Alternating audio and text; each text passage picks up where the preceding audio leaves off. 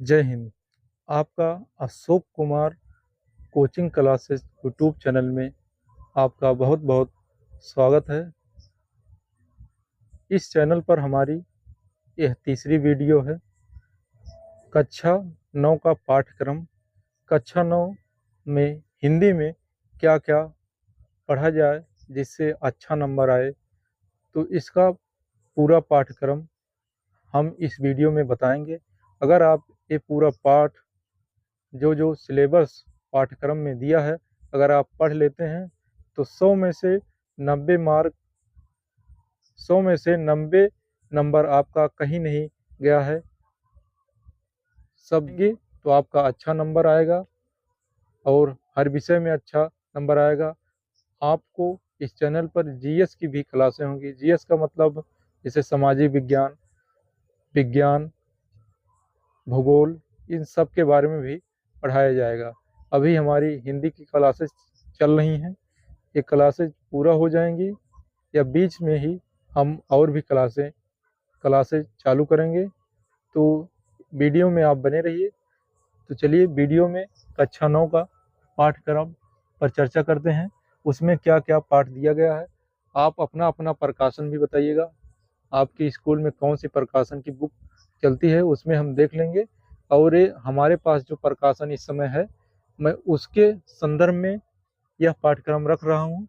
आप comment box में अवश्य बताइएगा कि आपके कक्षा 9 में ये पाठ है कि नहीं है, ये जरूर बताइएगा। चलिए पाठ्यक्रम पे चर्चा करते हैं। तो पंडित प्रताप नारायण मिश्र, इन्होंने प्रताप नारायण मिश्र जी ने बात लिखी है। कौन सी बात? अच्छी बात, बुरी बात, बहुत सी प्रकार की बात है। उन्होंने बात पर एक निबंध लिखा है। प्रेमचंद्र, मुंशी प्रेमचंद्र जी, इन्होंने मंत्र मंत्र एक कहानी लिखा हुआ है। इसमें एक अमीर डॉक्टर हैं और एक गरीब बुजुर्ग आदमी और उसके बेटे की कहानी है। आप पढ़ेंगे, कहानी बहुत अच्छी है। अगर आप पूरा पढ़ते हैं तो उसमें आपको कुछ जानकारियाँ भी मिलेंगी। हज आचार्य हजारी प्रसाद द्विवेदी जी, इन्होंने गुरु नानक देव नाम की रचना लिखी है। महादेवी वर्मा जी, महादेवी वर्मा जी को आप सभी जानते होंगे, नाम जरूर कभी न कभी सुने हुए होंगे। उन्होंने गिल्लू, गिल्लू एक गिलहरी है, उसका नाम है। वो एक आंगन में रहती है, उसके बारे में दिया गया कैसे वो रहती है, क्या करती है। और श्री राम शर्मा जी ने एक स्मृति लिखी है। स्मृति मतलब आदमी की दिमाग की दशा, जैसे याददाश्त आदमी की किसी किसी की कमज़ोर होती है, किसी किसी की बहुत मजबूत भी होती है। तो स्मृति के बारे में इन्होंने चर्चा की है। उसके बाद काका कालेलकर जी ने निष्ठा मूर्ति कस्तूरबा लिखा है। और धर्मवीर भारती जी ने ठेले पर हिमालय, धर्मवीर भारती जी ने ठेले पर हिमालय नाम की रचना लिखी है। रविंद्रनाथ टैगोर जी ने तोता नाम की रचना लिखी है। इन्होंने भारत का राष्ट्रगान जन गण मन और बांग्लादेश का राष्ट्रगान हमार सोनार बांग्ला नाम की दो राष्ट्रीय गान लिखा है, दो देश का। तो ये बहुत प्रसिद्ध कवि हैं रविंद्रनाथ टैगोर जी। और हम आपको सड़क सुरक्षा, सड़क सुरक्षा एवं यातायात, आप सड़क पर जाते हैं, निशान बना रहता है, जैसे ये सड़क ऐसे ऐसे गई है, फिर यहाँ से टर्न होती है तो यहाँ पर एक खंभे में ये निशान लगा रहता है ऐसे टर्न का। तो ये रास्ता घुमा हुआ है, टर्न बताता है। तो सड़क सुरक्षा से संबंधित आपको नियमों को भी इस हिंदी विषय में पढ़ेंगे। हिंदी पाठ्यक्रम में आप गद्य को देख चुके हैं। उसके बाद अब हिंदी काव्य में आपको भूमिका, काव्य स्वादन, अध्ययन और अध्यापन, और कबीर दास ने रचना लिखी है साखी, साखी पढ़ना है आपको। मीराबाई जी ने लिखा है पदावली। रहीम जी ने दोहा लिखा है और भारतेंदु हरिश्चंद्र जी ने प्रेम माधुरी लिखा है। मैथिली शरण गुप्त ने पंचवटी, पंचवटी चित्रकूट में है। चित्रकूट में पंचवटी नाम की चांदनी रात में राम सीता और लक्ष्मण की ये कहानी है पंचवटी, उसी की रचना मैथिली शरण गुप्त जी ने की है। जयशंकर प्रसाद पुनर्मिलन, सूर्यकांत त्रिपाठी निराला दान और सोहन द्विवेदी जी ने उन्हें परिणाम नाम की रचना लिखी है।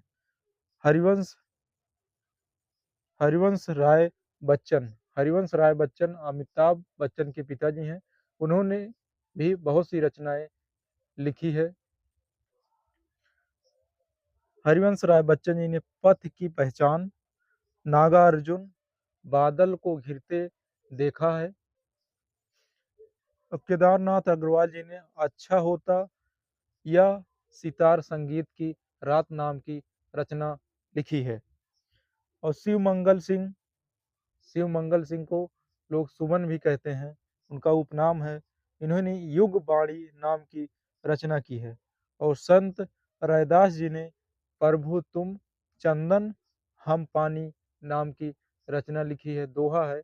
इन्होंने रहीमन पानी राखिए बिन पानी सब सून, पानी गए न उभरे मोती मानुष चून। इसमें दोहा, ये रहीम का दोहा है जो हमने कहा। तो इस पाठ में आप पढ़ेंगे ये चीज, तो पाठ्यक्रम आगे कंटिन्यू जारी रहेगा।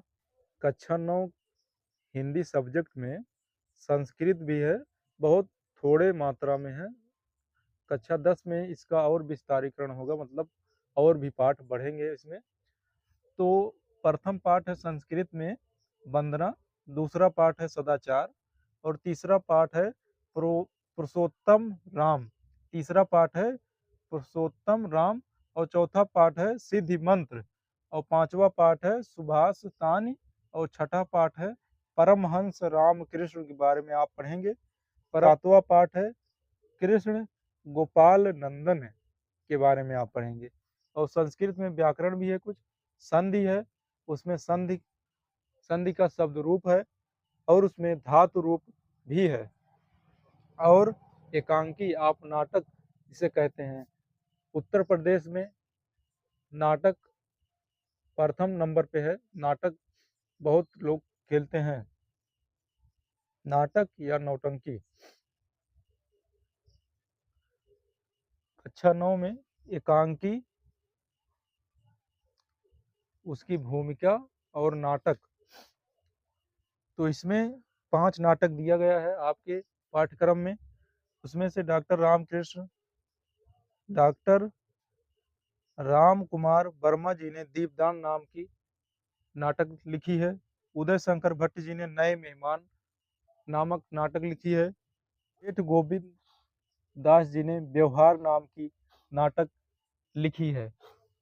और उपेंद्र नाथ अस्क जी ने लक्ष्मी का स्वागत, विष्णु प्रभाकर जी ने सीमा रेखा नाम की नाटक लिखी है। तो आप कक्षा 9 में हिंदी के साथ साथ हिंदी का व्याकरण भी पढ़ना अनिवार्य है, और हिंदी में संस्कृत पढ़ना भी अनिवार्य है। तो हिंदी में बिना व्याकरण सब अधूरा होता है। जैसे काव्य सौंदर्य के तत्व, काव्य सौंदर्य में जैसे रस छंद एवं अलंकार का होना जरूरी है। जैसे शादी हो और उसमें दुल्हन न हो तो शादी नहीं होती। तो उसी प्रकार काव्य सौंदर्य के तत्व में रस छंद एवं अलंकार न हो तो वह काव्य नहीं माना जाता। हिंदी व्याकरण तथा उसके शब्द रूप, वर्तनी वर्तनी विराम चिन्ह और हिंदीतर ध्वनियाँ आप पढ़ेंगे। और शब्द रचना में तत्सम और तद्भव मैं आपको बहुत विस्तार से पढ़ाऊंगा, विलोम भी पढ़ाऊंगा और पर्यायवाची शब्द भी पढ़ाऊंगा। और समास समास के बारे में भी आपको बहुत अच्छी जानकारी मिलेगी। समास किसे कहते हैं, समास क्या होता है, कहाँ प्रयोग होता है, उन सब के बारे में आपको इस वीडियो में अवश्य ही आने वाली अगली वीडियो में आपको अवश्य ही जानकारी मिलेगी। और मुहावरे एवं लोकोक्तियाँ जो गांव देहात में प्रसिद्ध होती हैं, मुहावरे लोकोक्तियाँ, जैसे चमेल छछूंदर के सिर पे चमेली का तेल, ये सब मुहावरे बहुत पॉपुलर हैं। इसका अर्थ भी आगे वीडियो में बताया जाएगा जब आपको मुहावरे और लोकोक्तियाँ पढ़ाया जाएगा। ये हमारा यह हमारा वीडियो कक्षा 9 के पाठ्यक्रम पर आधारित वीडियो था। कक्षा 9 में अगर ये सब आप पढ़ लेते हैं तो आप हिंदी में अच्छा स्कोर करेंगे और आप स्कूल भर में या और ऊपर तक बहुत अच्छा नंबर ला सकते हैं। तो मिलते हैं किसी और वीडियो में, तब तक के लिए जय हिंद, धन्यवाद।